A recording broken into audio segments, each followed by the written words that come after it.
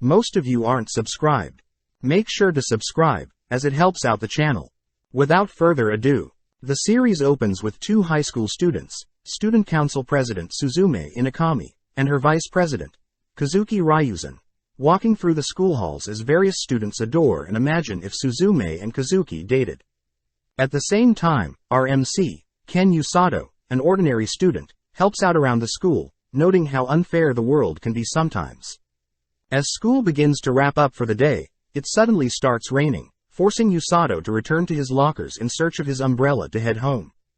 Unfortunately, someone must have stolen his umbrella, but upon spotting someone else's umbrella, Usato wonders if he should use that one, but holds himself back, reasoning that he should wait out the rain.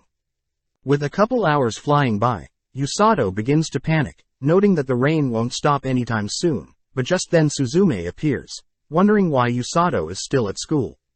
Upon learning that Usato doesn't have an umbrella, Usato gets embarrassed, attempting to leave school without an umbrella, but is suddenly stopped by Kazuki, who states that he has a spare umbrella. Surprised that Kazuki would even know who he was, Kazuki states that since they're in the same class, he should at least get to know each other, handing Usato a spare umbrella. As Kazuki and Suzume prepare to leave school, they invite Usato to join them on their walk home, surprising Usato as he's getting a chance to hang out with the most popular students in school. As the three begin chatting, Usato notes how relieving it is that Kazuki is a kind guy, having always seen him hanging only around girls.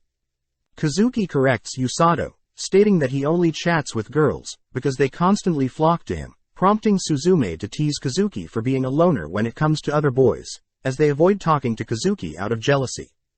Firing back, Kazuki points out how unique Suzume is, being the top of her class for grades and athletics, along with being gorgeous. Seeing Suzume and Kazuki bickering, Usato feels more comfortable around the two, asking if the two are dating. Surprised at Usato's blunt question, the two reveal that they aren't, and the reason they spend so much time together is because of their student council work. Apologizing for the rude question, Suzume actually thanks Usato for asking them directly, instead of gossiping and speculating. Changing topics, Suzume asks if Usato has any goals after graduating, but Usato states that he hasn't put in much thought. Hearing Kazuki share the same response, Suzume reveals that she too has no idea what to do for the future, as most things she pursues are never a challenge for her. Amazed at how amazing Suzume is, Usato suddenly notices Kazuki acting weird, asking if Usato or Suzume had heard any bells ringing. When Usato steps closer to check on Kazuki, a magic circle suddenly appears below the three, making Kazuki and Usato wonder if they are dreaming, but when Usato turns to Suzume, he notes how Suzume is ecstatic at this strange turn of events. Waking up in a strange location, Usato checks to see Kazuki is fine, but when he turns to Suzume, he's weirded out by her gleeful expression. Just then, a king sitting before them introduces himself as Lloyd Vulgust Linger, ruler of Linger, shocking everyone as they've never seen such a traditional king before. With Suzume growing more and more excited, the king states that he's searching for heroes, revealing that 2 years ago, the Demon King had attacked them. Having been able to temporarily defend against the horde of demons, the king states that he fears the demons have grown stronger, and will be preparing to attack once more. Learning that the king used a forbidden summoning spell to summon them here, Kazuki gets pissed, demanding that they be sent back to their original world. But when the king reveals that the summoning only works one way, Kazuki gets infuriated, forcing the king's knights to raise their weapons. Reading the room, Usato asks Kazuki to calm down, knowing that they will surely die if they act out. Just then, the king approaches the three, kneeling before them as he promises he'll search for a method to return the heroes. Seeing the king's sincerity, Suzume asks how the king selected them, prompting the king's assistant, Welsi, to chime in. Welsi states that the summoning spell targets accomplished individuals, and that the heroes should have heard bells ringing before they came here. Surprised to hear this, Usato notes how he didn't hear any bells, wondering if he was accidentally dragged along.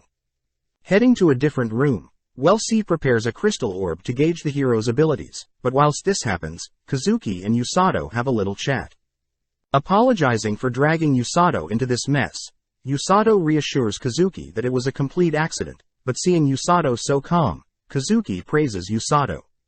As Suzume excitedly waits for Welsi to finish up, Suzume is instructed by Welsi to go first, placing her hand on the crystal orb, only for the orb to glow a bright yellow.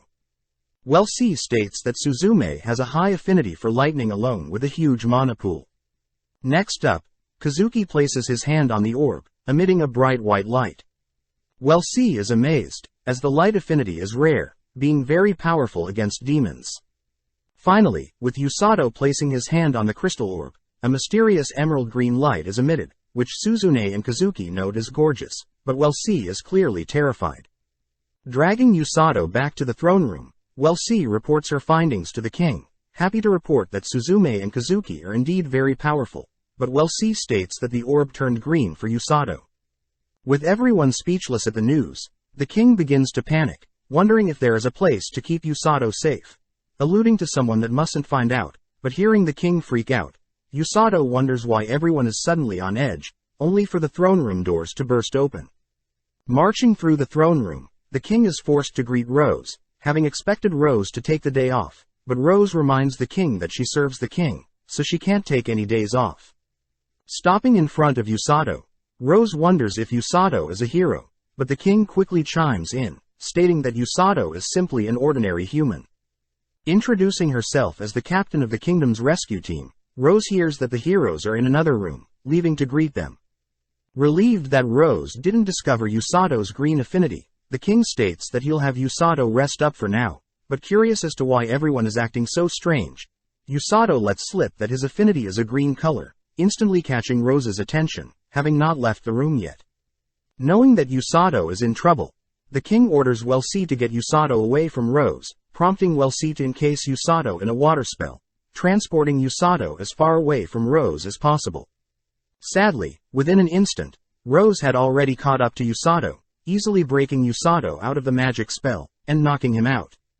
Having found another healer, Rose tells the king that she'll be taking Usato and training him, but the king cries that Usato had been unfairly dragged into this mess. Back with Suzume and Kazuki, they get worried upon learning that Usato had been taken away to Rose's personal rescue team training facility. Hearing that, Suzume wonders what is so bad about being trained, but Welsi utters that Rose's training methods are definitely unorthodox. Cutting to Usato, he has finally regained consciousness, learning that he wields the rare healing magic affinity, watching as Rose calls for several scary men to enter. Introducing themselves as Tong, Mill, Alec, Gamul and Gerd, Usato is clearly intimidated by the five men's masculine aura. Kicking Tong aside, Rose orders the men to be less intimidating, revealing the five men are not healers, but there are actually two other healers on the rescue team. Since there is no one else to train him, Rose states that she'll personally train him, asking Tong to share a room with Usato for the night. With Usato unable to reject Rose's orders, the five men state that Usato is screwed, forced to train with Captain Rose, but Usato notes how he better rest up, fearing what is to come for training the next day. The next morning, Usato wakes up, hoping everything was a dream, but sadly is forced to accept things as they are. With Tong still asleep, Alex suddenly bursts into Usato's room, telling Usato that he's got some guests. Happy to see Suzume and Kazuki, Usato is clearly dreading the training with Rose, having only heard bad things from the other men. To cheer Usato up, Suzume states that she'll be cheering him on, as herself and Kazuki also begins training, motivating Usato to train hard so he can fight alongside Kazuki and Suzume. Seeing Usato act so cool, Kazuki states that he'll train hard too, heading off with Suzume, as Usato watches his only friends leave. Just then, Rose appears, asking to know if the heroes left. Terrified of Rose, Usato formally greets and answers Rose's question, but Rose states that Usato is allowed to do anything he wants, as long as he focuses during training. Handing Usato a journal, Rose asks Usato to take down his training every day, as it will help him track his growth and that training will start after breakfast. With the first day of training starting, Usato notes how easy it is, having been asked to get a sense of the mana flowing through him. Next, Rose hands Usato a book, asking him to read it, but Usato states that he doesn't know this world's language. Surprisingly, upon opening the book, Usato is able to read and understand the book, while Rose states that all heroes have the ability to read and write in this new world's language. Pointing at an image in the book, Rose shows the Linger kingdom that they currently are, is right next to the demon territory, explaining why their kingdom is the first to be targeted by demons. As homework, Rose asks Usato to study the book, as it contains everything one needs to know about this world's nations, races and demons. On day 2, Usato was forced to train his physical state, running endlessly all day. On the third day, the running was amped up, with Rose forcing Usato to run until he couldn't anymore. As Usato trips due to fatigue in his legs, Rose simply casts healing magic on his legs, healing the soreness of Usato's muscles. Rose states that Usato is to run forever no matter the pain, as she'll simply heal any soreness he has, but Usato finds this annoying, choosing to write about this in his journal. The next day, Usato is seen running alongside the other men, but sadly is lapped by all of them. Finding it annoying that Rose is making fun of him for being slow, he chooses to write about it in his journal, instead of saying it to Rose's face. With day 5 and 6, Usato continues to run all throughout the day and even through rain, but when Usato trips, he gets really pissed at the training he's being put through, but suddenly notices a green light emanating from his palms. On day 7, Usato was put through hell, being beaten up all day by Rose, making Usato wonder if Rose was able to read his journal, but he reasons it's impossible as he wrote in a different language. With the same beating occurring on day 8 and 9, Usato, once again is suddenly able to manifest 2 green healing lights on both of his hands, noting how the pain from the beating is suddenly gone. On the 10th day, Usato notes how he can manifest his healing magic whenever, allowing him to run continuously without any fatigue. Worried that running all day would be wasting time, Usato suddenly hears Rose screaming for him to add extra laps, holding in his anger as he rushes to finish off the laps. On day 11, Rose had Usato do push-ups, but as Usato cycles between push-ups and healing, Rose states that in the midst of a battle, running away from enemies and running to allies will be the most crucial role of a healer. The next 2 days, Usato was asked to run in the mornings and perform push-ups during the evening, amazed at how light his body feels, but having caught on, Rose added several weights to add resistance to his training. One day as Usato was heading to grab his lunch, he had found out that Tong had stolen and ate his lunch, running after him to get revenge, but wondered if this was all Rose's doing. With another week passing, we see Kazuki, Suzume and several others visiting Usato, but upon reaching Usato's location, they are shocked at Usato's training. With a block of concrete and Rose sitting on top of Usato, Usato is forced to perform several push-ups, but not wanting Rose to make fun of him, asks Rose to give him more weight. With the help of his healing magic, Usato manages to perform push-ups with 2 concrete blocks, impressing Rose, as Usato is progressing faster than she expected. Seeing Usato's muscles expand rapidly, Suzume and Kazuki can't help but stare in admiration, but seeing Rose torture Usato, Siglus the Royal Knight grabs a hold of Rose, demanding that she halt her training. Glaring at Siglus, Rose states that although Siglus has his way of training, Rose states that Usato is special, as Rose plans to have him be her right-hand man, praising Usato's unrelenting will to push through adversity. Needing time to speak with Siglus alone, Rose asks Usato to have lunch with Suzume, Kazuki and Princess Celia. Having found a nice place for a picnic, Usato learns that Commander Siglus is the kingdom's strongest knight, and has been assigned to teach Suzume and Kazuki sword fighting. Wondering who the princess is, the princess apologizes for the late introduction, introducing herself as Chelly Vulgust Linger, making her the daughter of the king. With the princess asking Usato to be comfortable around her, she unveils an apple pie that she has brought, pleasing everyone as they enjoy the delectable tastes. Turning to Usato, Kazuki asks if Usato's training is as brutal as what they saw, but is surprised to hear that today is one of the lighter days. On the other hand, Kazuki states that himself and Suzume are learning swordplay from Siglus, whereas C teaches them magic, a complete contrast to Usato's brutal training. As Usato reaches for another slice of pie, Suzume can't help but check out Usato's new body, amazed at his washboard abs. With a grimmed expression, Kazuki can't help but feel sorry for Usato, but Usato reassures everyone that he's grown used to this brutal place, having initially wanted to run away, but as time flew by, Usato adapted and felt more comfortable. Seeing and hearing that Usato has grown greatly, Suzume and Kazuki are relieved, but the three are suddenly interrupted by Tong. Having brought Usato some lunch, Usato only gets pissed to see Tong holding his lunch, prompting the two to get into a little fight. Knowing that they are being left behind, Suzume and Kazuki return to the castle, striving to better themselves just like Usato.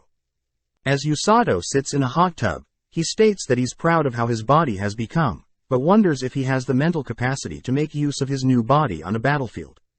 The next day, Rose and Usato finally head out, leaving the kingdom and heading to a forest nearby, renowned as the Darkness of Linger.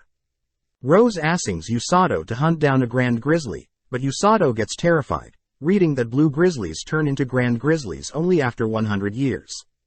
Rose reassures Usato that he should be strong enough by now to take one on, but having heard enough of Usato's whining, Rose simply picks Usato up, tossing him into the middle of the forest. Now flying through the air, Usato suddenly begins fearing for his life, beginning to free fall into the forest below him. Turning his backpack to face the trees, Usato begins rapidly healing and repairing his body, ultimately surviving the fall. Knowing that Rose won't let him leave until he slays a grand grizzly, Usato notes how it should be easy to hunt down, having read grand grizzlies are only 2 meters tall, but suddenly a grand grizzly appears. Beginning to chase after Usato, Usato is forced to flee from the grand grizzly, happy to see that his training is paying off. But sadly, the grand grizzly is able to keep up with Usato, forcing Usato to attempt to stand off against it, but upon spotting 2 blue grizzlies helping the grand grizzly, Usato reasons that he should continue running. Wondering if there is a way out, Usato suddenly hears water nearby, running through a clearing only to leap into the waterfall, prompting the grizzlies to turn around and stop chasing. As the sun begins to set, Usato is seen drying off his clothes and assessing the materials Rose had packed for him, all whilst insulting Rose for being so brutal. Knowing that he'll have to get used to this life, Usato marks the first day of survival, heading to sleep under some leaves. The next morning, Usato adds to his tally for days in the forest, beginning to explore and hunt down the whereabouts of the grizzlies. After finding some grizzly markings, Usato suddenly hears some rustling in a nearby bush, turning to face the sound with his blade. Luckily, an injured rabbit appears, kneeling before Usato as it seems fatigued. Feeling sorry for the rabbit, Usato uses healing magic on the rabbit, happy to see the rabbit is all fine now. As Usato continues to search for the grizzlies, Usato notices the rabbit following him, but getting an idea, Usato asks if the rabbit knows where the grizzlies are located. Surprisingly, the rabbit is able to lead Usato to the grizzlies' den, spotting the grand grizzly along with a blue grizzly and its child, amazed as Usato can now focus on monitoring and preparing to slay the grizzlies. With several days passing, Usato continues to monitor the grizzlies, leaving to gather river water which Usato's worried about drinking. Having been several days of watching the grizzlies interact with each other, Usato begins to adore the grizzlies, happy to see that the rabbit is still visiting him every so often. Sadly, due to drinking too much of the unclean water, Usato realizes that he's been poisoned, as his healing magic isn't removing the pain. Luckily, the rabbit appears once again, guiding Usato to some clean drinking water, but before Usato can thank the rabbit, he notices the rabbit acting strange. Following the rabbit up a tree, Usato begins scanning the area, only to spot a massive snake circling the forest, shocked as he never read anything about a snake as big as this creature. With 4 more days passing by, Usato grows more and more empathy for the adorable grizzlies, but knowing that he can't stay in the forest forever, states that he'll slay the grand grizzly tomorrow. With tomorrow arriving, Usato notes how annoying it is that it has begun to rain, but Usato also notices the rabbit tugging against his leg, stopping him from leaving. Believing that the rabbit doesn't want Usato to get wet, Usato waits out the rain, only to begin heading towards the grizzlies once the rain has subsided. With a worried rabbit tagging along, Usato peeks out to locate the grizzlies, only to be shocked that the grand grizzly along with the blue grizzly has been slaughtered. Seeing that bite marks on the grizzlies, Usato deduces that it must have been the snake, and since the corpses of the grizzlies are still here, the snake must have killed for fun. Just then, Usato spots the smaller blue grizzly, popping its head out from some stones, having been hiding from the snake. As the small grizzly waddles towards its parent's corpse, Usato states that he despises those who make others cry, promising to get revenge for the grizzly child. At the same time, we cut to Kazuki and Suzume who have come to visit Usato, but learn that Rose and Usato have been missing for 10 days, making Kazuki worry, but Suzume states that if Rose is with him, there should be nothing to worry about. Carving a spear out of a branch and fueling up, Usato asks for the rabbit to lead him to the snake, following along as the rabbit begins hopping through the forest. Upon reaching the snake, Usato spots the smaller blue grizzly injured, having tried to avenge its parents. Quickly running in to draw the snake's attention, Usato is surprised by the speed of the snake, barely able to dodge the snake's bite. Seeing an opening, Usato punctures one of the snake's eyes with his wooden spear, bracing himself with some healing magic, as the snake knocks Usato to the side. Taking out his blade, Usato begins dashing towards the snake's blind spot, but having anticipated this, the snake manages to bite onto Usato's arm with the blade. Pissed that the snake had read his move, Usato activates his healing magic, gripping his blade tighter, driving his blade deep into the snake's mouth. Screaming in pain, the snake releases Usato from its grip, but as Usato steps back to reevaluate the situation, he realizes that he had been poisoned. Having been poisoned from drinking the dirty forest water, Usato had learned to nullify any poison by healing his body from the inside out, only to rush towards the snake. Spotting the snake preparing to smack Usato with its tail, the smaller blue grizzly intercepts the strike, allowing Usato to mount the snake, making it towards the snake's head. With a clean punch to the snake's head, Usato follows up by puncturing the snake through the head, only to collapse onto the ground. Seeing the smaller blue grizzly waddle towards him, Usato is grateful that the smaller blue grizzly is alive, apologizing as Usato is currently trying to remove the snake's poisons from his body. Completely paralyzed and unable to move, Usato is horrified, spotting the snake slowly getting back up, opening its jaw as it launches towards Usato. With no other option, Usato cries for Rose's help, allowing Rose to triumphantly arrive, instantly slaying the snake with a powerful stomp. Happy to see that she made it in time, Rose reveals that the rabbit that was helping Usato is actually her pet, Kukuru, having been assigned to help Usato all along. Rose reveals that she had planned to not intervene at all, but upon learning that a snake from the Demon Lord's army was nearby, she had no choice but to intervene. Rose admits that she hadn't planned for this, but the fact that Usato was able to take on a snake that would normally trouble a unit of elite troops, means that Usato is growing rapidly. Seeing the smaller blue grizzly trying to protect Usato, Rose admits that she and Usato are quite alike, asking if Usato would like to take the little blue grizzly with them. With the little blue grizzly agreeing to follow Usato, Rose lifts the little blue grizzly and Usato out of the forest, congratulating Usato as he had passed her test with flying colors. As the sun begins to set, Rose states that although Usato has yet to master the basics, she is impressed that Usato has the ability to withstand pain and a tough mentality. Rose reveals that the other two healers never was able to earn that praise from Rose, but Rose also mentions that the demon army will be attacking soon, but at the same time, we see that the Demon King has ordered one of his commanders, Amila Vergrit, to begin their attack on the Kingdom of Linger. Back with Rose, she reveals that she and Usato will be on the front lines healing people, scaring Usato, as he wonders what Tong and the other boys, along with the two supposed healers, will be doing. Rose states that everyone else has different roles, but seeing Usato nervous, Rose states that they still have some time to train. Cutting to the Demon Lord, he reminds Amelia that he expects good things, but doesn't expect Amelia to fight to the death. As the Demon Lord dismisses Amelia, Amelia cools off elsewhere, only to be teased for being nervous in front of their king, by the demon doctor Hyrule. As Amelia tries to leave, Hyrule mentions how he had recently created another demon prototype, offering to show it to Amelia. Unveiling his demon-made monster prototype 72, the Bulginok, but Amelia notes how this creature is similar to prototype 71. Hearing this, Hyrule mentions how prototype 71 was wounded by Siglas during their previous battles, ultimately running off into Linger Kingdom's forest. As the two chat, Amelia mentions an annoying human that resides with the human armies, people who solely carry away the injured, known as kidnappers, and their leader Rose, someone Amelia acknowledges as a powerful fighter. Swearing to make her master proud, Amelia is reminded that since she is the leader, she can't fight herself, but Amelia reveals that she'll be sending in the immortal mage of darkness, Black Knight. Back with Usato, he's happy to be sleeping in a bed, even happy to hear Tong snoring. Heading over to his new pet, Usato brings over some fruit from the cafeteria, handing his grizzly an apple which it deliciously devours. Seeing the grizzly enjoying the apple, Usato munches on an apple as well, but gets his apple stolen by the grizzly. Happy to see that his pet grizzly is happy, Usato spots Kukuru, still mad that Kukuru was a spy for Rose. Seeing Kukuru's adorable behavior, Usato can't help but give in, feeding Kukuru a piece of fruit as well.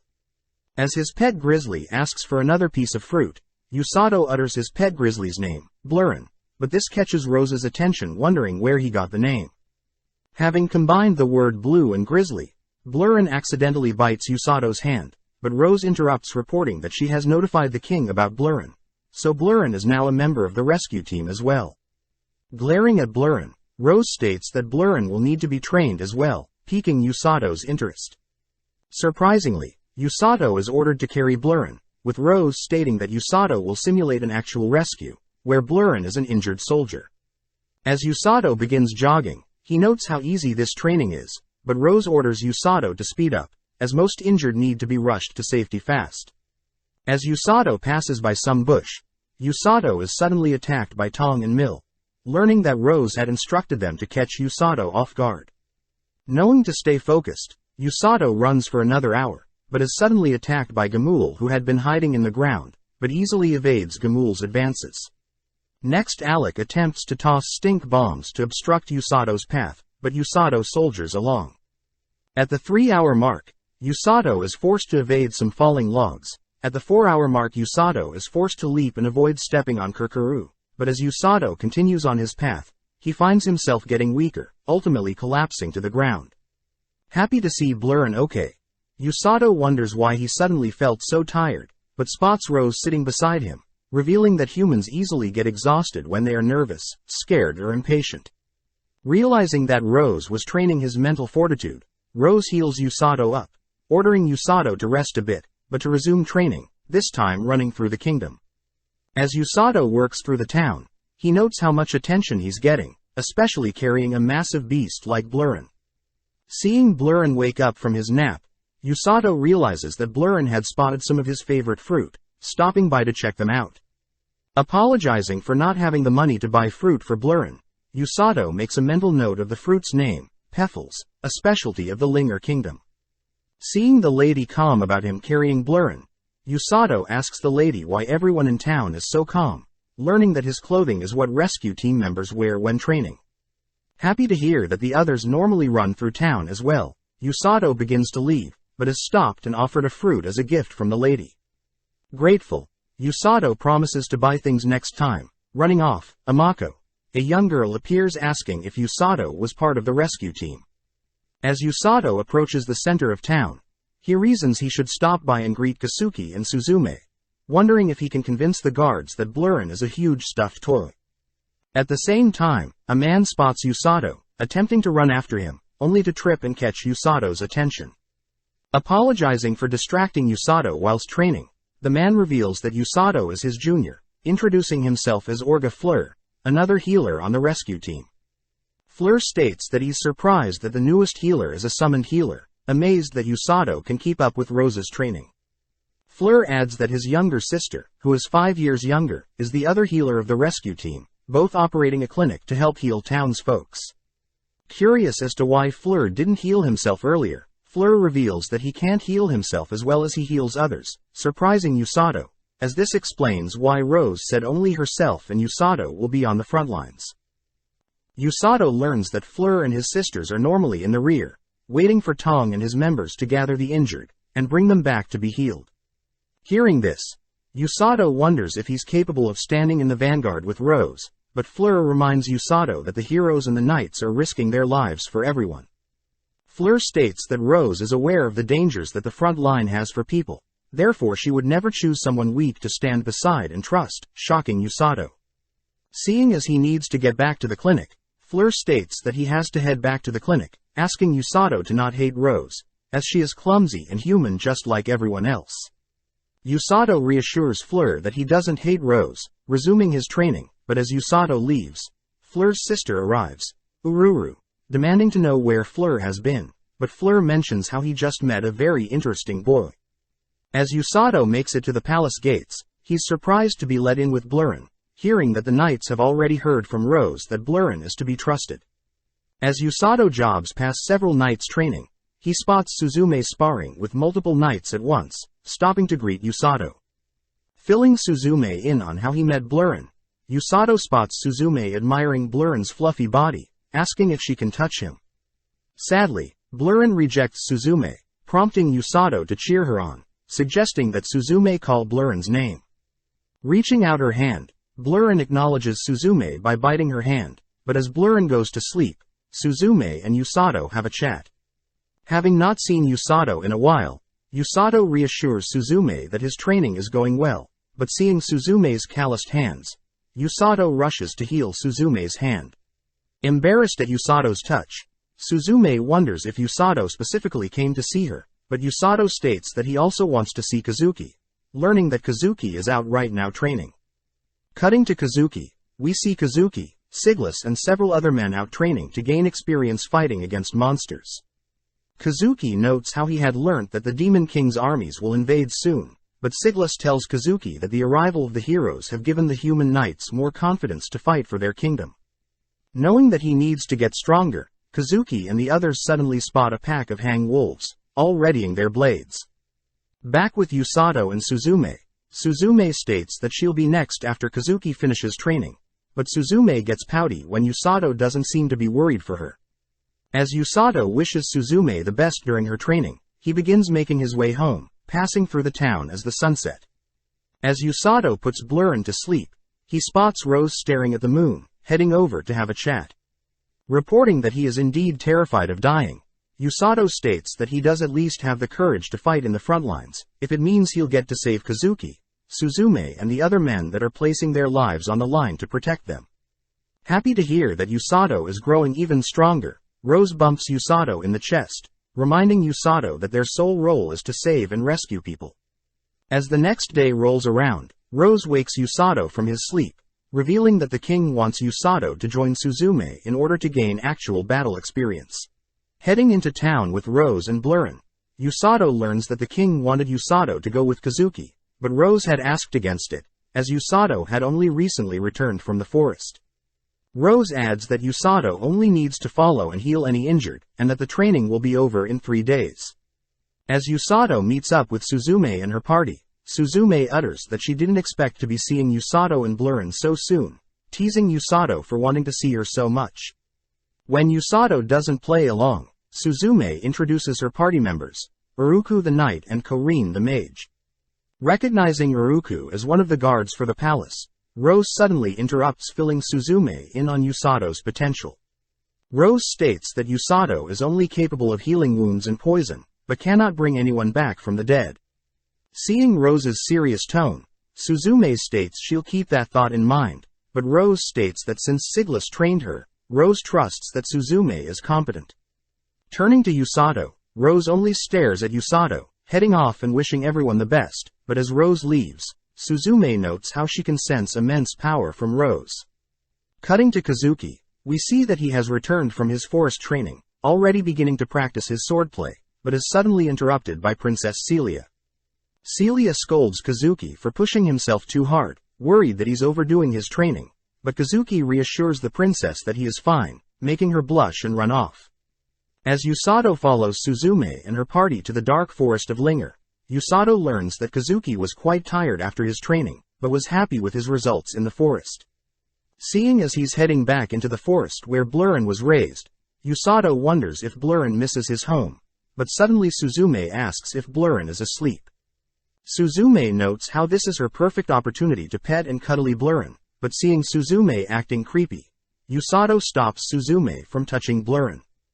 With all the noise, Usato greets Blurren, who has finally awoken, forced to walk along with everyone now that he's barely awake. Coming up with an idea, Suzume offers to carry Blurren, but when Blurren hops on her back, Suzume immediately gets crushed by Blurren's weight. Apologizing for not thinking, Suzume thanks Usato for healing her, but suddenly Korin detects several entities nearby, but as everyone readies their weapons, they realize that the entities are bandits. Checking out the members of Usato's party, the bandits get cocky, demanding that Usato and his members hand over all their loot, but the bandits get terrified spotting Blurren with them. With the bandits realizing that Blurren is only a cub, they state that they will slay and skin Blurren, but this triggers Suzume, instantly casting a lighting spell that paralyzes one of the bandits. Amazed at Suzume's control of lightning magic, Usato cheers Suzume on, prompting the bandits to rush in close, but as Uruku helps fend off the bandits, Korin senses more approaching enemies. Out of nowhere a horde of fall boars swarm the area, all running through the bandits and making their way towards Usato. Seeing Usato in danger, Blurren steps in the way, redirecting the boars, but when Usato sees Suzume about to be run over, he dashes to her side, cradling her as they are both knocked into the air. Realizing that they are flying through the air, Usato cradles Suzume tight, fortifying his body with healing magic, as they begin plummeting through the forest, ultimately falling into a river. Realizing that the river leads to a waterfall, the same one he used to escape from the grizzlies, Usato instructs Suzume to hold her breath, both plummeting down the waterfall. Having been knocked out, Usato manages to wake up, hearing Suzume call out to him. Spotting Suzume clinging to him, Usato notes how embarrassing the situation is, prompting Suzume to push Usato aside. Seeing a cut on Suzume, Usato heals Suzume's wound, revealing that he has been in this forest before, so they must be careful as there are monsters littered across the forest. Checking out their supplies, Usato is worried they don't have food, but reasons that they should at least set up camp and rest for the day as it'll get dark soon. Spotting a nearby cave, Usato reasons that they should set up camp there, but first they need to change out of their wet clothes. Next, Usato asks Suzume to hunt for some fish, making use of her electric magic to paralyze some fish in the river. Usato then asks Suzume to light a fire with her electric magic, so grateful that Suzume is here with him, as they can now cook the fish and dry off their wet clothes.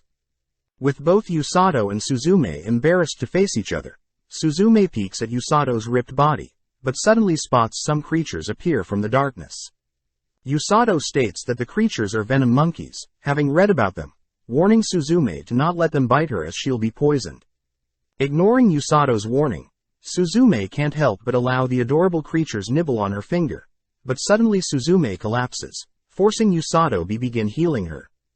Back at the palace, the king notifies Kazuki that Usato and Suzume are missing, prompting Kazuki to state that he'll personally search for them himself. Intervening, Rose stops Kazuki, stating that they have nothing to worry about, as Usato is someone that she personally trained to be resilient in any situation. Coupled with the hero Suzume, Rose has no doubts that they'll be fine. As it's already getting late, Usato states that they should take turns sleeping, offering Suzume to sleep first, but Suzume states that since Usato used so much magic healing her, he should sleep first. As it begins to rain outside their cave, Suzume has a grim look on her face, asking Usato if he's asleep. Usato reveals that he is, prompting Suzume to ask how Usato feels about living in this world and whether he wants to go back home. Usato mentions that he is of course going home, but he also has found reasons to stay and reside in this world. Suzume reveals that she personally doesn't want to go back home, stating that unlike her previous life, she doesn't have any expectations holding her back, guilty as she doesn't want Usato to suffer because of her selfishness. Happy to hear Suzume's true feelings, Usato reveals that he and Suzume are quite similar, as he too didn't enjoy being mediocre. But ever since he came to this world, he discovered a new purpose, a goal to help protect Suzume, Kazuki and all the humans of the kingdom. Happy to hear Usato is holding up okay. Suzume states that she's happy Usato and her are growing closer, flustering Usato as he quickly heads to bed, all whilst Suzume teases Usato's adorable reaction.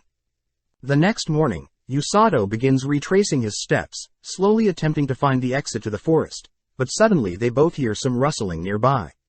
As they both prepare to attack, Usato suddenly spots Blurren, giving him a massive hug, spotting Uruku close behind.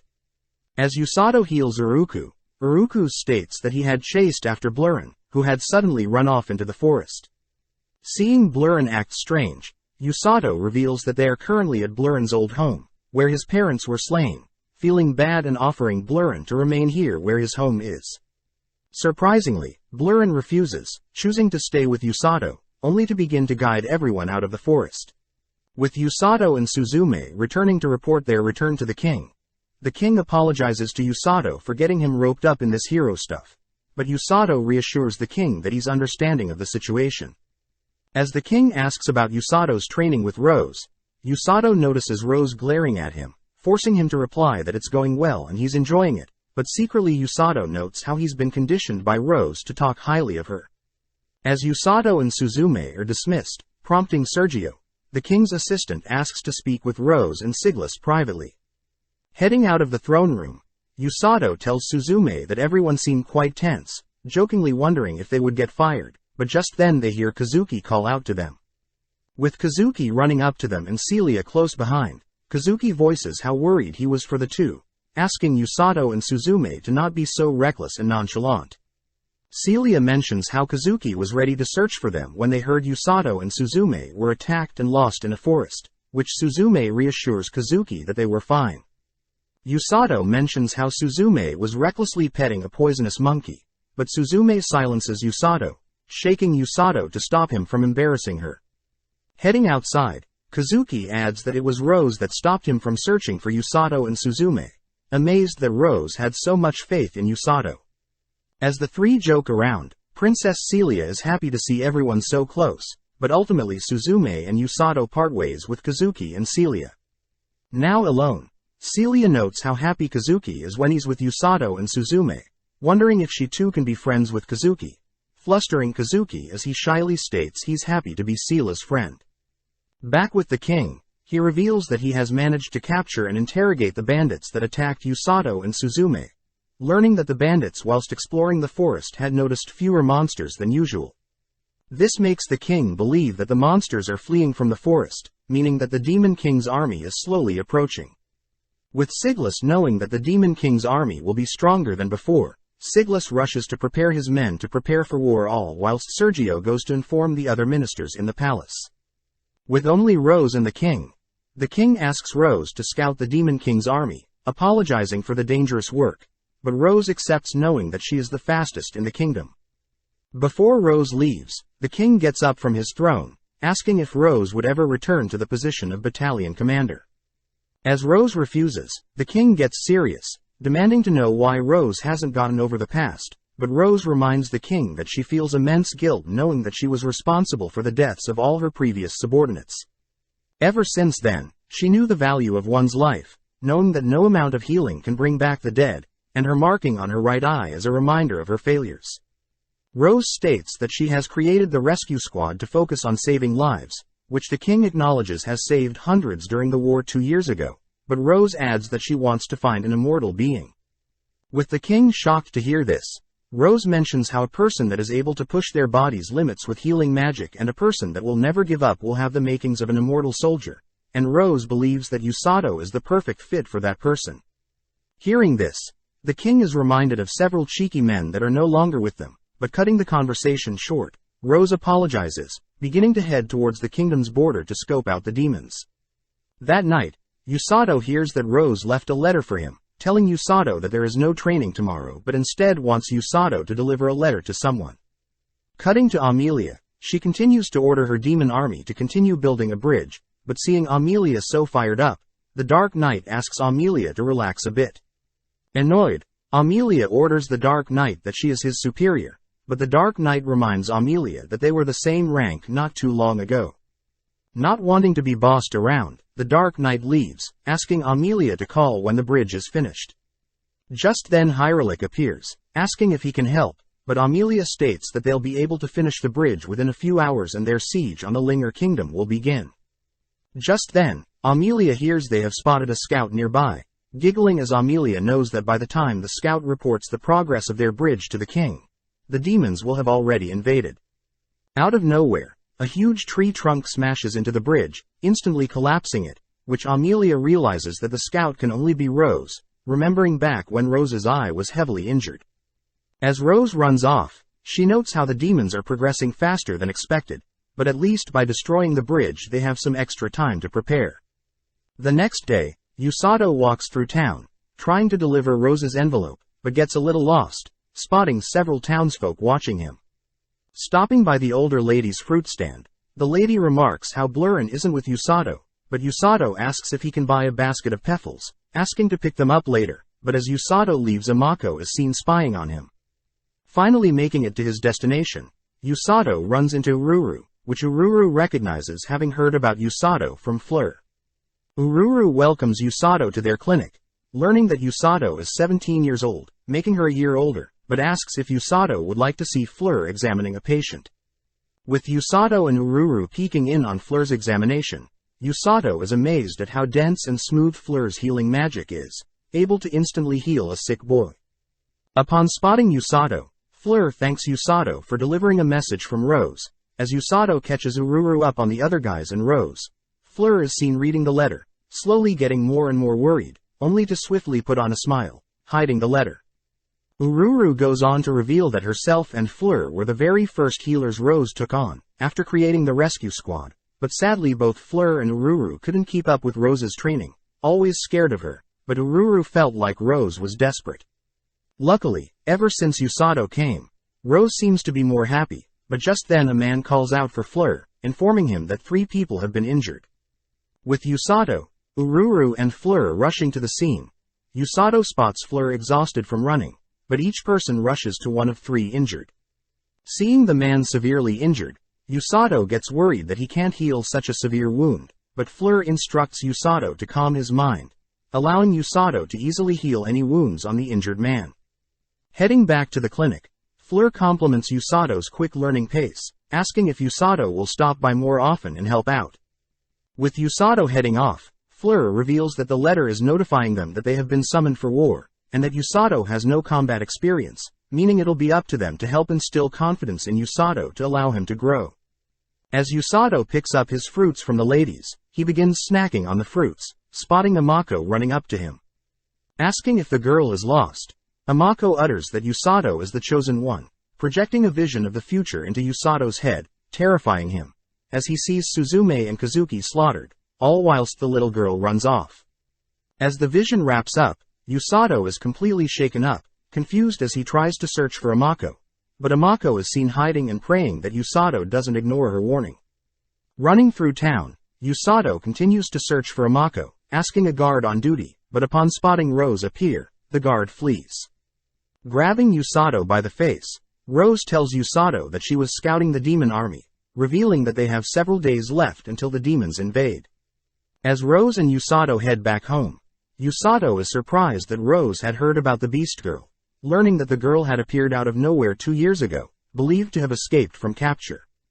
Apparently, beast people are quite rare, so they are frequently captured, but seeing Usato so intrigues, Rose asks what Usato is thinking. Usato wonders if the beast people have illusion magic or magic involving visions, but Rose says she's heard of very rare instances where beast people are able to see the future, but these beast people would normally be hidden away. As Rose leaves to report her findings to the king, Usato is left to head home alone.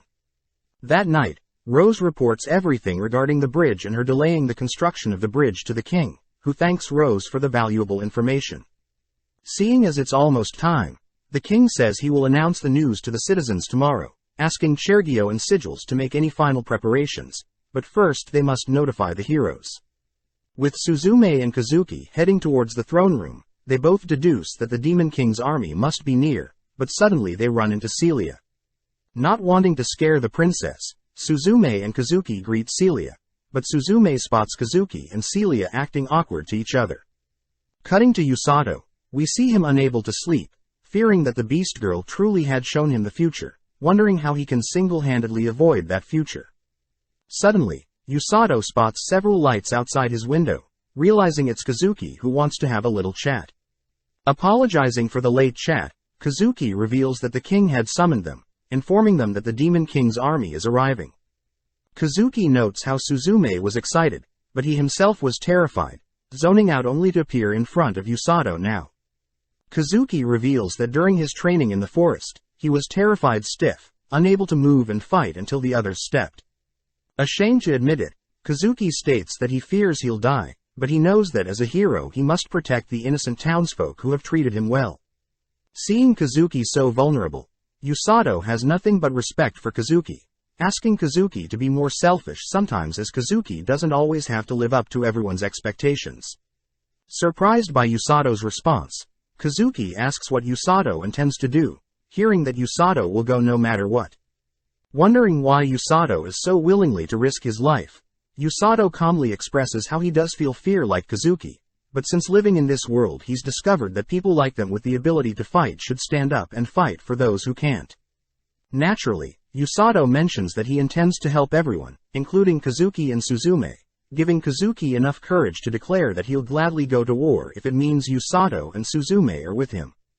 With a fist bump, Kazuki heads off, thanking Usato for clearing up his jumbled mind. Before Usato leaves, he calls out to Suzume, asking that she is free to go home as well, prompting Suzume to reveal herself. Suzume mentions how she followed Kazuki, fearing what he would do, but is happy to see that Usato was able to clear things up. The next day, we see the king rallying together with his men, declaring that the demon army is arriving soon, so they must be ready for battle. To raise his men's spirits, the king announces that they have both the heroes on their side, along with the rescue team who will take care of the wounded, declaring that they plan to intercept the demons in the grasslands and that they will start moving tomorrow. With a huge roar from the knights, we cut to Kazuki who has come to visit Celia. At first the two are awkward, but as the princess prays for Kazuki's safe return, Kazuki promises to win the war, gallantly heading off. That evening, we see Ururu delighted to meet Blurrin, reaching out to pet him, only to be rejected. As Usato heads elsewhere to help Fleur reveals that Ururu is quite nervous explaining her over-energetic self, but just then, Usato is called to have a private chat with Rose. Upon entering Rose's office, Rose calmly asks to have a chat, asking Usato if he remembers his role in this war. Usato states that they'll be in the front, but Rose corrects him, as they'll start near the back and help with healing, as there will be no injuries towards the beginning and they would be easy targets. Getting serious, Rose orders Usato to be careful the moment they start healing those in the front line, as healers may get in the way of people fighting. Additionally, on the battlefield, everything is quick-paced, so Usato be careful and precise as allies and enemies are hard to discern at times. As a gift, Rose unveils Usato's official rescue squad uniform, designed to stand out on purpose. Wearing the uniform, Usato thanks Rose, but Rose suddenly approaches Usato reiterating that his life is very valuable, and healers can't heal the dead. Rose continues to state that she's known many cocky healers that have had their lives taken and she also knows someone who regrets not acting quick enough, but seeing Rose so serious, Usato reminds Rose that he won't die so easily. With a fist bump from Rose, Usato heads out, declaring that he won't let the vision he saw come true, no matter what. The next day, we see Fleur and Ururu sitting among carriages, positioned very far away from the kingdom. Tong reiterates that they are better to stay far away from the actual battlefield when the demons attack, as Ururu and Fleur need to be unharmed when healing. As Rose and Usato man the carriage, Rose reveals that the demons are technically demi-humans with unique twisted horns on their heads. On top of that, demons will naturally be more physically stronger and have greater mana capacity than humans, and this applies to the demon race as a whole. With Rose checking to see if Usato is scared, Usato simply fires back, stating that Rose is clearly scarier than the demons. Rose admits that Usato has come a long way from the wimpy kid she first met, but Usato blames Rose for putting him through hell, only wanting to prove Rose wrong all along. With Usato noticing Rose acting differently, we see that Rose is still thinking of her fallen squad members, flashing back to the day that Rose first took the role of the battalion commander for the Linger Knights. The king states that there have been sightings of demons near the grasslands, therefore he intends to have guards positioned near the grasslands in case enemies pass through. With the king leaving the details to the high-ranking officers, the king asks everyone to be careful and or not underestimate the demons, prompting Rose and Siglas to have a chat about the demons' next moves. As Siglas asks for Rose's opinion on the demons' motives, Rose simply tries to brush off the question, but Siglas states that he suspects the demons plan to invade. As Siglas heads off to rally his men, Rose comments that Siglas is way too serious all the time, wondering if she should prepare her squad as well. Just then, a smaller purple girl attempts to keep up with Rose, calling out to Rose, but gets punched for being annoying. As Rose carries on walking, the purple-haired girl asks Rose whether the demons would truly invade their kingdom, but Rose punishes her subordinate for eavesdropping on her and Siglas' conversation. With Rose scolding Owl for not acting her part, the two head back to their base, where Owl confidently proclaims that they'll defeat the demons if the time comes. As Rose asks Owl to not be so cocky, Owl reminds Rose that she has been physically trained by Rose, but this only makes Rose want to punish Owl with some more training.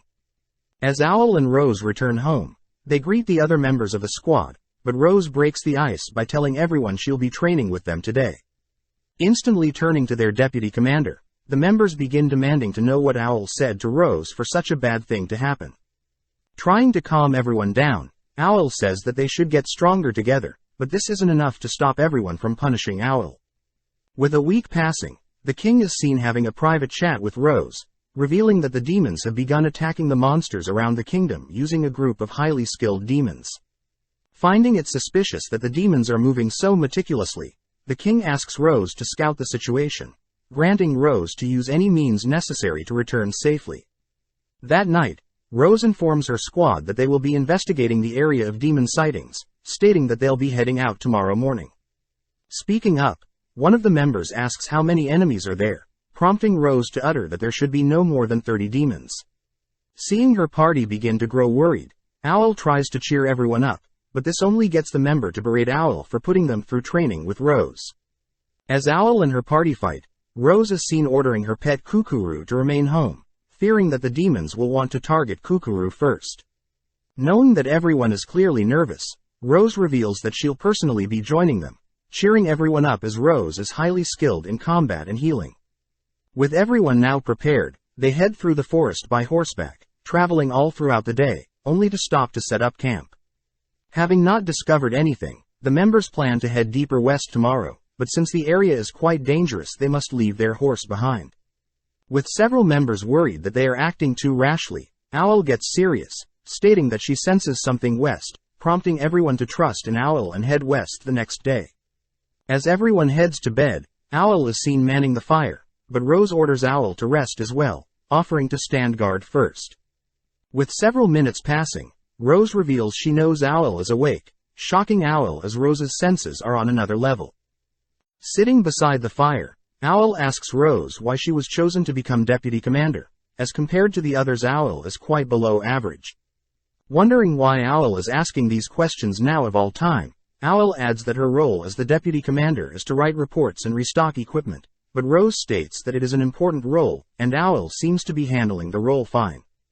Still not sure why Rose chose her, Rose mentions how she plans to promote Owl to captain eventually, reminding Owl that since Rose is the battalion leader, Rose can't also be the captain or the heal squad as well. Hearing this, Owl gets scared she won't meet Rose's expectations as a captain, but Rose states that Owl's more capable than she lets on. Owl states that she is quite stubborn, barely able to change her mind once she's decided, but Rose states that she's aware of this. Owl adds that she always fought with her superiors as a junior knight, being very capable of backing up her words, but one day Owl met Rose, completely defeated by Rose. Ever since then, Owl had trained under Rose, completely set on growing stronger to defeat Rose one day. With Rose reminiscing on the times they trained together, Owl states that Rose was the only one that continued to help her, as most of her mentors eventually got tired of Owl's attitude and left her. Owl reveals that Rose was the only one that understood her, therefore Owl refuses to allow anyone else but Rose to be their captain, shocking Rose as she sees Owl's determined face. Having heard enough, Rose flicks Owl for being so serious, reminding Owl that she had carefully selected Owl for a reason. Kneeling next to Owl, Rose states that Owl's ability to charge forward regardless of situation along with skills to back up her decisions, will be the reason people will accept her as the new captain. Seeing Owl all giddy, Rose states that she'll now be heading to sleep, ordering Owl to stand guard now, but first orders the rest of her party to go back to sleep. Shocked, Owl realized that everyone was listening to their conversation, embarrassed as the members began to tease Owl for getting so vulnerable with Rose. As the members head west up a mountain the next day, they stumble onto blood splatters, noting it to be the work of a glow wolf. Confirming that the demons are indeed hunting down monsters, the members wonder if the demons are simply playing around, but they all suddenly hear a loud cry in the distance. With Rose and her members rushing towards the sound, they spot several demons carrying away several unconscious monsters, but suddenly one of the demons calls for Rose and her members to reveal themselves.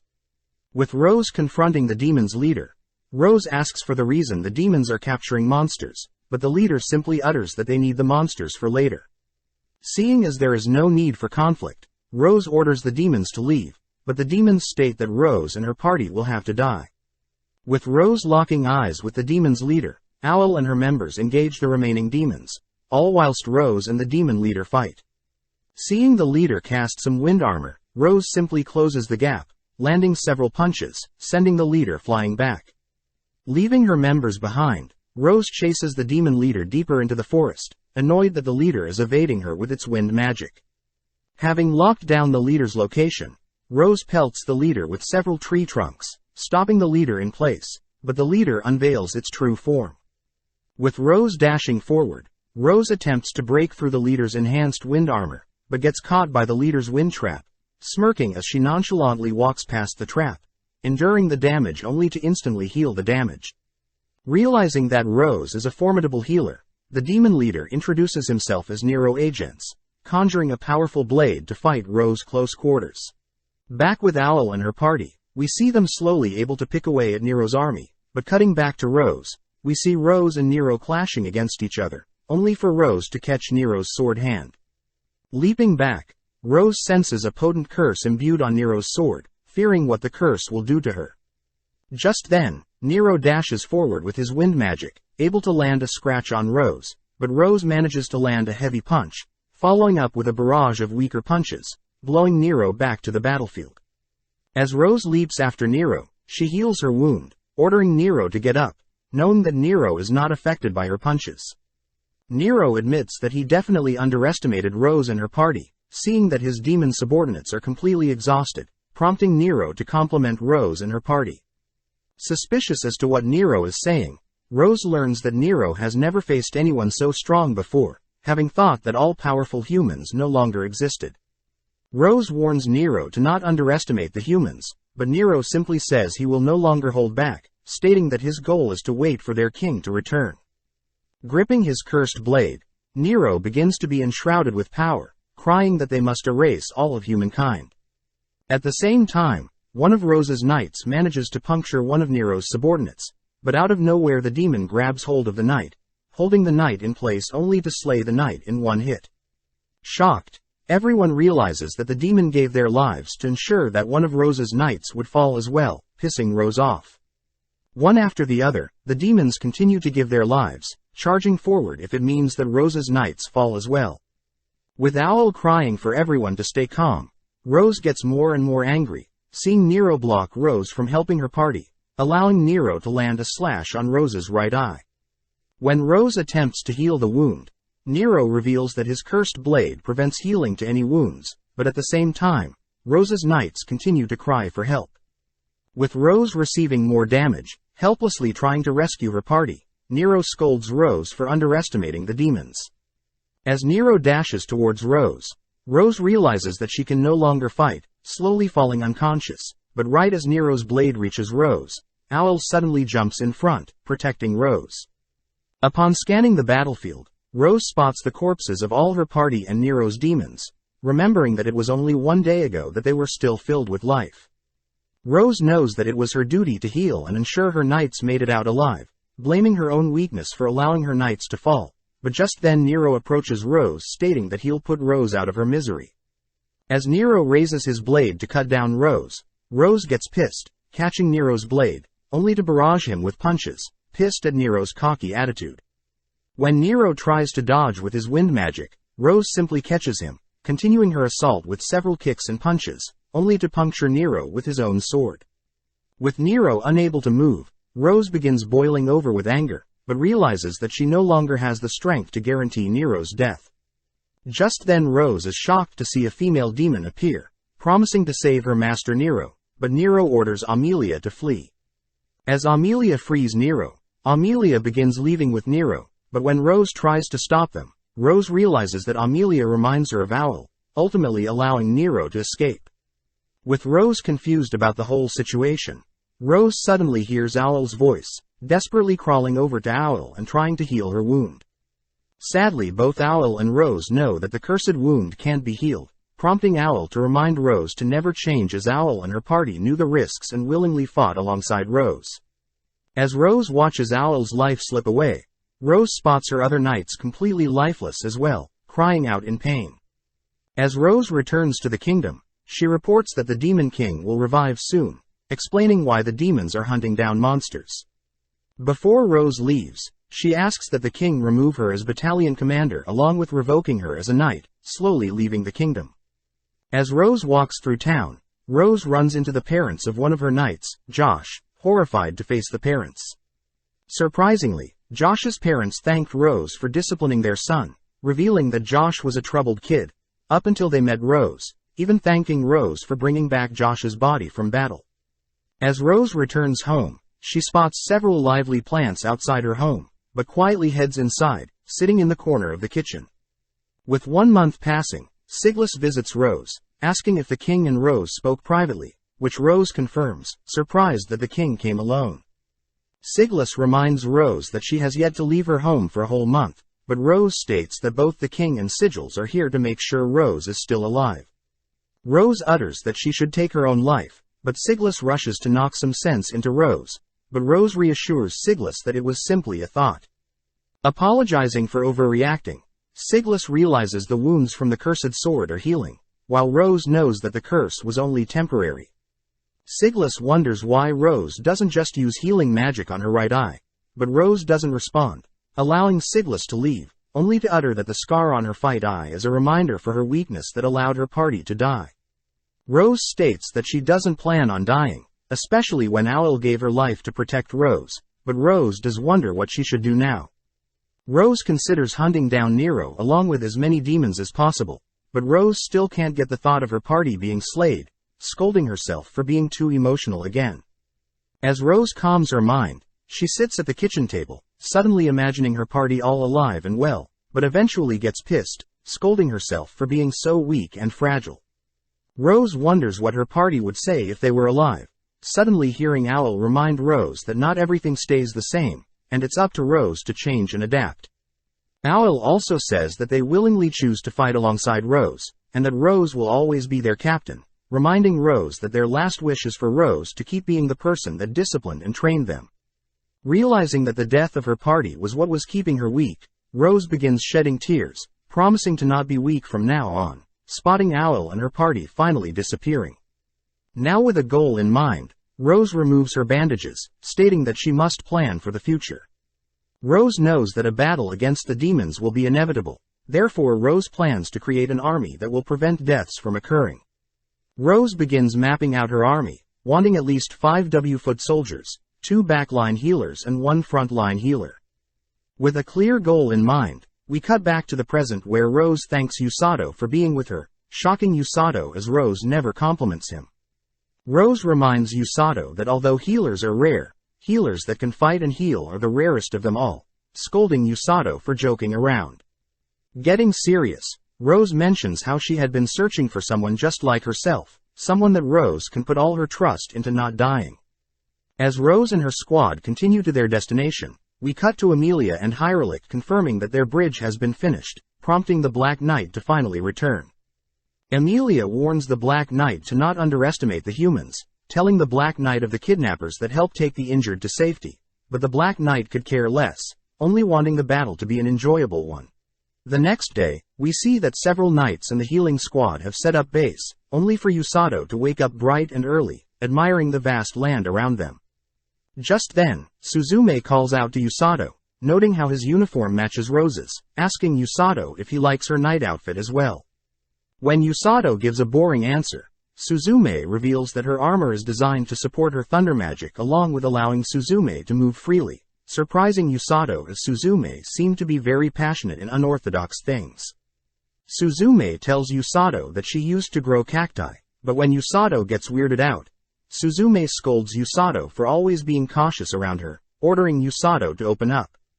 With Suzume chasing after Usato for a hug, Usato cries for Kazuki to help him, surprised that Kazuki has appeared and is restraining Suzume. Suzume asks Kazuki to leave them alone, but Kazuki states that Siglas wants to speak to them, prompting Suzume and Kazuki to leave, all three promising to meet up later. Upon greeting Siglis, Kazuki and Suzume learn that the demons should arrive shortly, and when they do their forces will preemptively barrage them with magic, allowing Suzume and Kazuki to attack with their knights hoping to reach the demon commander. As both Kazuki and Suzume prepare for battle, they both check to see how each other are feeling, with Kazuki pointing out that Suzume was trying to distract herself by spending time with Yusato. Suzume praises Kazuki for catching on so quickly, admitting that she is a little nervous, but also utters that she's quite excited. With Kazuki surprised by how much Suzume has changed, Suzume promises to tell Kazuki her relationship with Yusato if they return safely. Just then, both heroes sense a powerful aura from afar, spotting hundreds of demons rapidly approaching. With all the mages and the heroes firing projectiles at the demon army, they suddenly see that the demons are gone, realizing it to be the work of illusion magic, and the real demon army is attacking from the side. As Kazuki and Suzume rush to face the demons, we cut to Rose ordering the people in Black Tong, Alec, Mill, Gamul and Gerd to bring back the injured and most importantly stay alive. Next Rose orders the healers in Gray, Orga and Ururu, to remain at camp and heal the injured, having Uruku guard them, but orders them to run if in danger. Finally, Rose and Yusato will stay at camp, and will only move out once there are too many injuries to bring back. As everyone gets ready, Ururu reminds Yusato to take care of his friends but most importantly himself, but just then Tong arrives with 2 injured. As Yusato struggles to heal the injured, Yusato suddenly hears that a massive snake is among the Demon Lord's army, but reasons he should focus on healing for now. On the battlefield, the demon snake seems to be destroying the humans, all while the Black Knight watches from afar, wondering if he needs to be here. Just then, a soldier manages to sneak up behind the Black Knight, puncturing the Black Knight, but out of nowhere, the soldier begins to bleed out, collapsing, only for the Black Knight to remove the sword, instantly healing his wound. As the soldier attempts to crawl away and report what just happened, the Black Knight moves to silence the soldier, but just then the Black Knight spots some stink bombs, only for the soldier to be rescued. Realizing that the soldier was rescued by the kidnappers, the Black Knight laughs, happy to see that things will be interesting.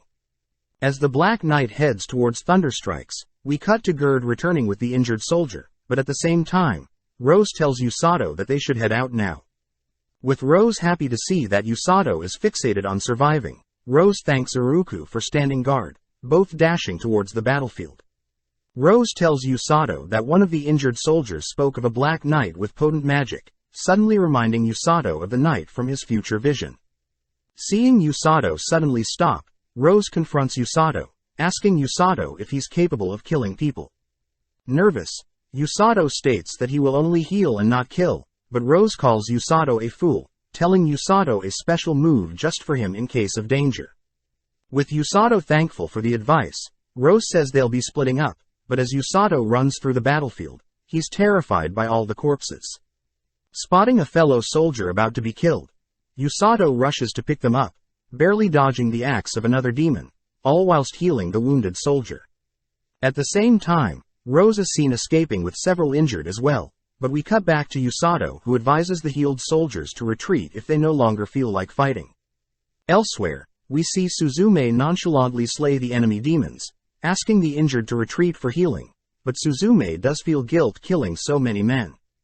When Kazuki checks on Suzume, Suzume puts on a smile, both acknowledging that there is a snake on the battlefield, but they must first search for the demon's leader. Out of nowhere, the Black Knight appears, taunting the humans and making some of the soldiers attack him. Kazuki and Suzume note how strange it is that the Black Knight allowed himself to be punctured, but just then, the Black Knight's body morphs, slaying the soldiers that attacked him.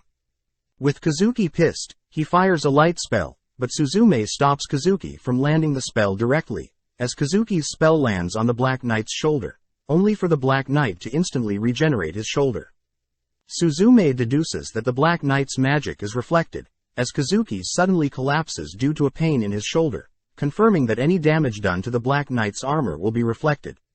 Impressed that Suzume was able to figure out his trick so fast, the Black Knight asks that the heroes not flee, but all whilst this happens, we see Yusato suddenly collapse, remembering the vision of Kazuki and Suzume dying.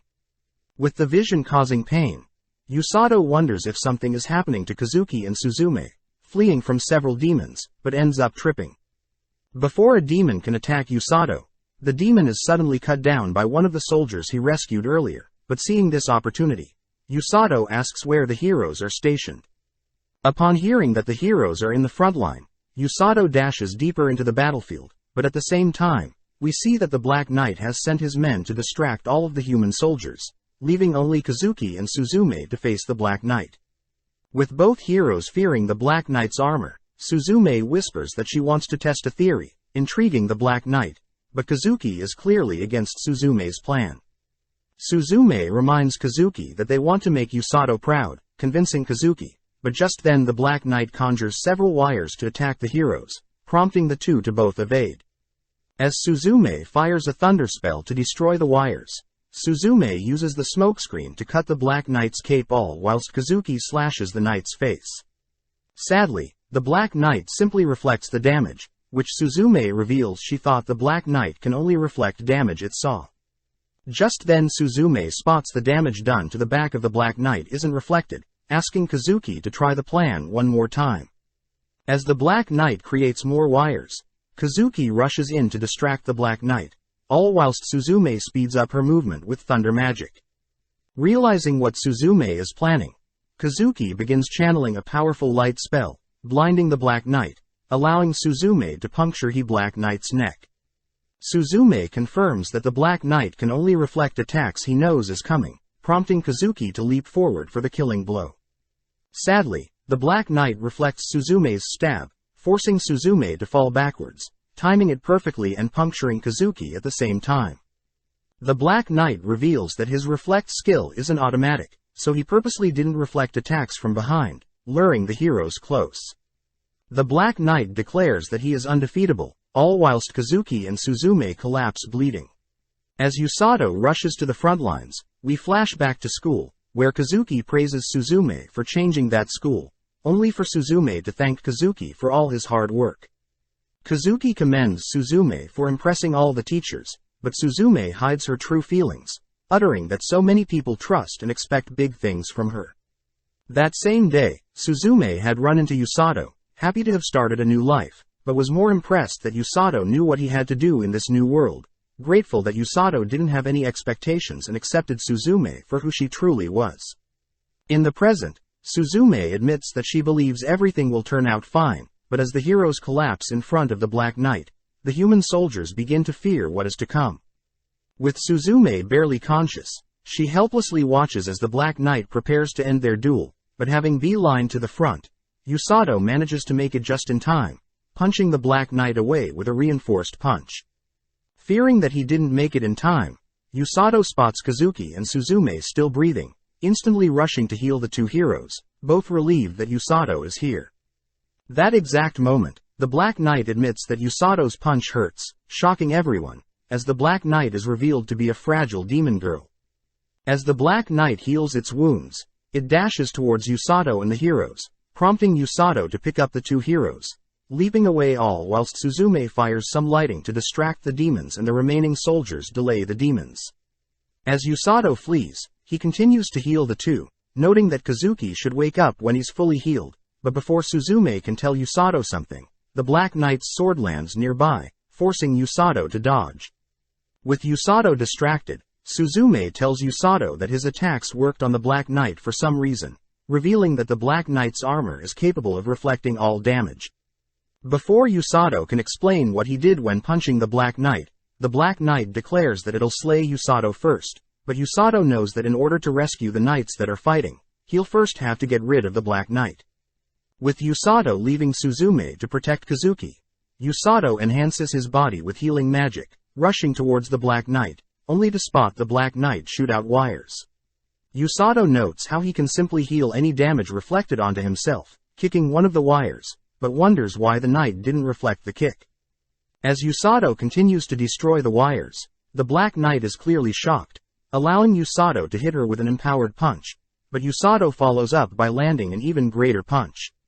With the Black Knight's helmet broken, the knight simply regenerates her armor, shooting more wires, but Usato flawlessly blocks the incoming projectiles.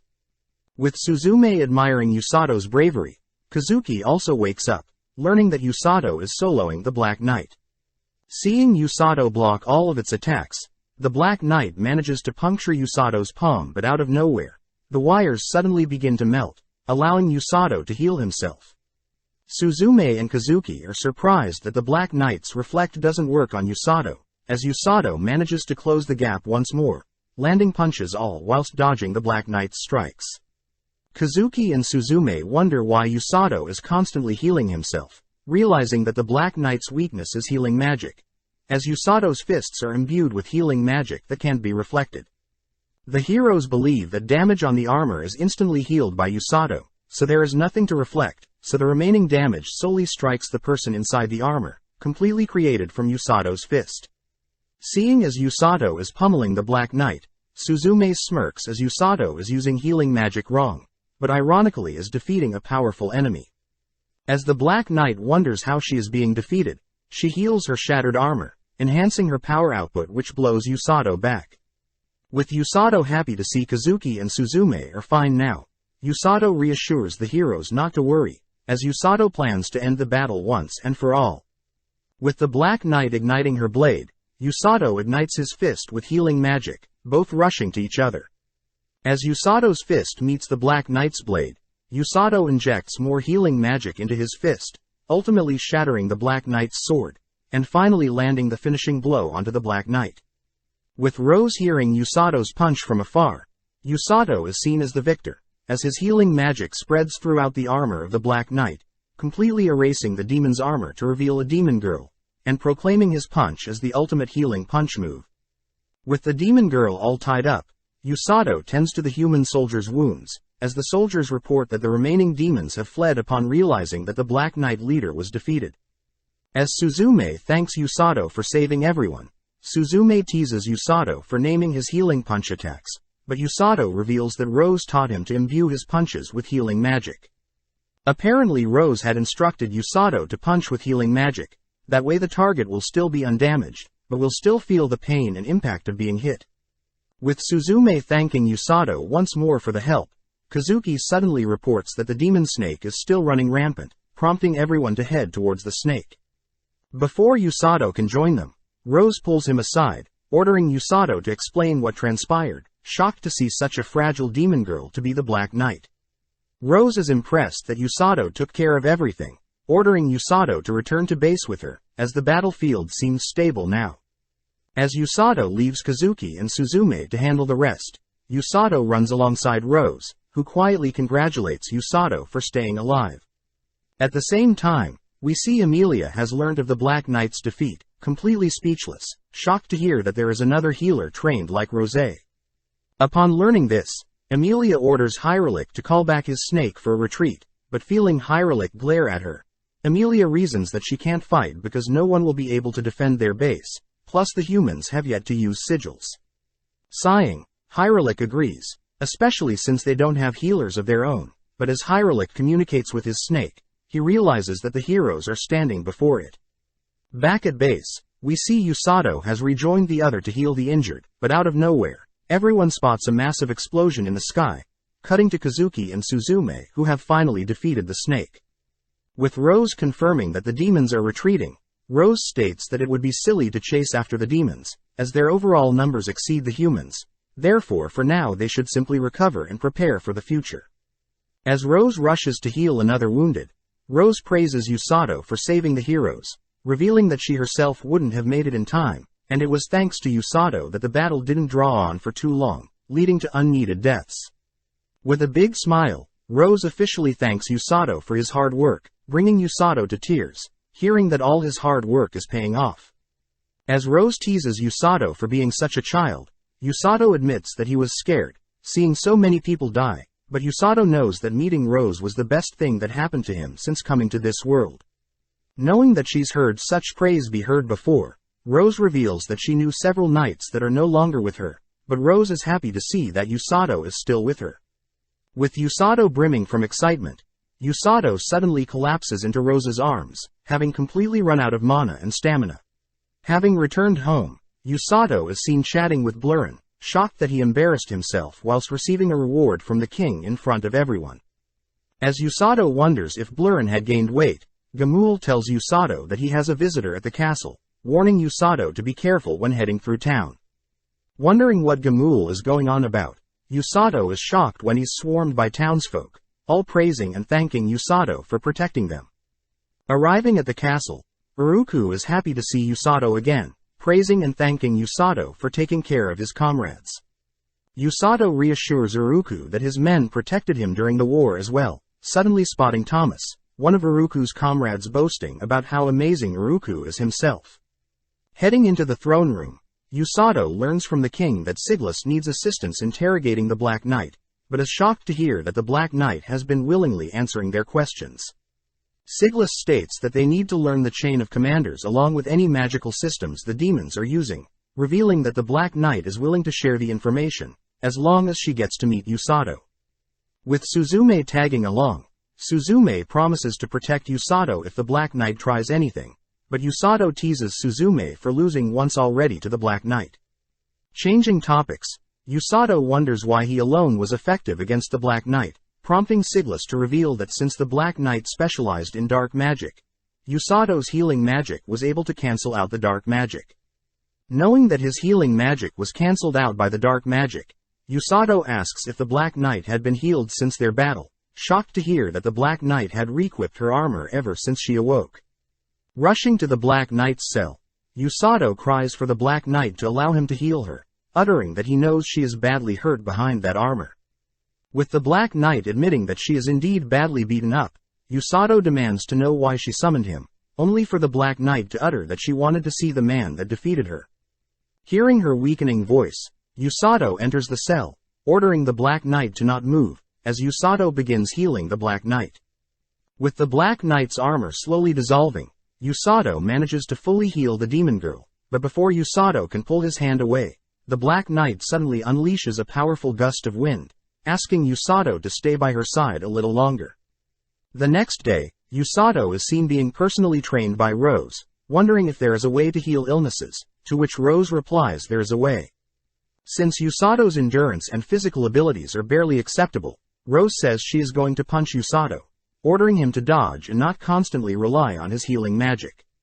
Rose warns Usato that healing magic is useless against cursed objects, grabbing and tossing Usato into the air, but as Usato lands safely with healing magic, Rose rushes in close, putting Usato to sleep. When Usato wakes up, he brushes the training off as a nightmare, but soon realizes that Rose has been holding back, being punched relentlessly for the next 3 days. Heading to chat with the Black Knight, Usato begins spouting off about his most recent training, but this clearly weirds out the demon girl. Usato is curious as to what the demon girl will do moving forward, but the demon girl reveals she has no idea, holding herself back from saying something, prompting Usato to leave. At the same time, the king is seen privately chatting with Rose, asking Rose for a favor. As Usato walks around the palace, he spots several light magic projectiles, heading up to greet Celia and Kazuki.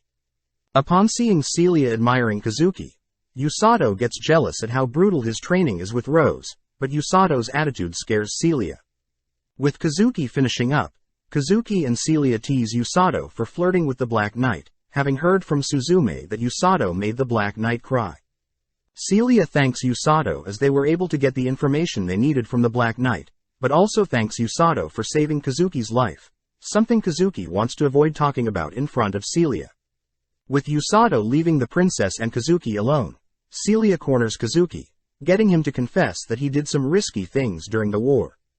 At the same time, Usato wonders what the Black Knight's fate would be, especially now that she has given them the information they wanted. Cutting to the Black Knight, she sits in her cell wondering why Usato is so friendly with her, but suddenly spots another healer approaching. Upon seeing Rose, Rose introduces herself, revealing that the demon girl has 2 options moving forwards. Rose states that the Black Knight can rot in the cell for the rest of her life, or she can work under Rose, working her way towards an upright human. When the Black Knight calls Rose crazy, Rose smacks the Black Knight, surprised at how effective her healing magic is, only to reveal that the king doesn't like slaying their prisoners. Rose states that she is very aware that the demons value the Black Knight's life, therefore they don't want to give the demons another reason to avenge the Black Knight, shocking the demon girl. Suddenly, the demon girl's mana is sealed by Rose's magical item, prompting Rose to reveal that the demon girl really has no choice, knocking the demon girl out only to take her away. Cutting to Usato, we see him running laps with Blurrin, only to be scolded by Rose for not taking the day off.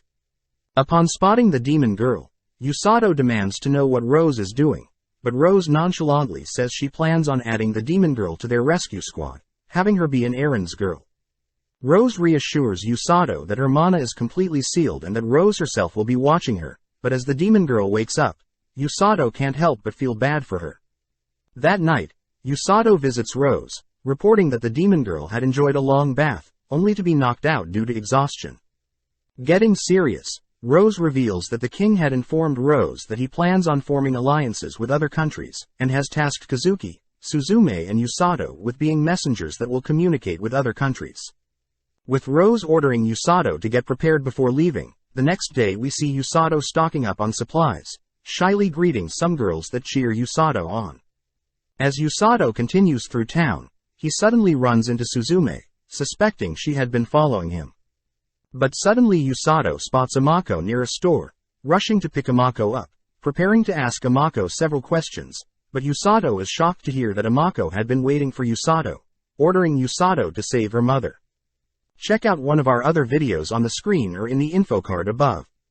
Subscribe, like and comment.